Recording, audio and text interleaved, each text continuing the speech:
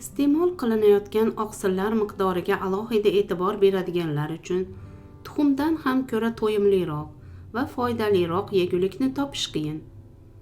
Tuxum inson organizmi to'g'ri ishlashi uchun zarur bo'lgan ko'plab foydali elementlarning manbaidir. Masalan, bir dona qaynatib pishirilgan tuxum tarkibida quyidagilar mavjud: A vitamin 6%, folik kislotasi 5%, B5 vitamini 7%, B12 vitamini 9%, fosfor 9%, selen 22%. Shuningdek, tuxum D, E, K vitaminlari, kalsiy va rux kabilarga boy.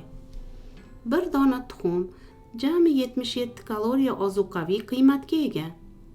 Ularning 6 grammi oqsil va 5 grammi foydali yog'lardan iboratdir. Har kuni bir emas, balki 3 donadan tuxum iste'mol qilish nimalarga olib keladi? Tuxum organizm uchun foydali xolesterolga boy taom hisoblanadi. Bu turdagi xolesterin tananing turli qismlaridagi xolesterolni jigarga yetkazib berishda ishtirok etadi. Demak, kuniga 3 dona qaynatilgan tuxum iste'mol qilish zararli xolesterinni organizmdan chiqarib tashlash uchun javob beradigan lipoproteinlar darajasini oshiradi. Shuningdek, yuqori zichlikdagi lipoproteinlar darajasini oshirish yurak-qon tomir kasalliklari bilan bog'liq xavfni kamaytiradi.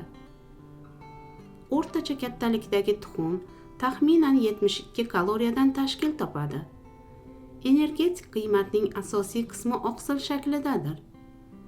Oqsil mushak to'qimalari faoliyatida muhim o'rin tutadi. Uning yetishmasligi sport bilan shug'ullanishda mushaklar bilan bog'liq muammolarni yuzaga keltiradi. Avvallari tibbiyotda oqsil suyak tizimiga salbiy ta'sir ko'rsatadi degan tushuncha mavjud edi. Biroq yangi ilmiy tadqiqotlar buni rad etmoqda. Qo'shimcha oqsil iste'mol qilish suyak mustahkamligiga ijobiy ta'sir etishi o'z isbotini topdi. Chunki oqsil organizmda kalsiy moddasi so'rilishida muhim rol o'ynaydi.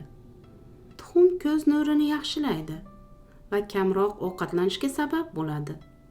Nonushtaga qaynatilgan tuxum va meva iste'mol qilsangiz, tushlikkacha ochlik haqida o'ylar sizni bezovta qilmaydi. E'tiboringiz uchun rahmat.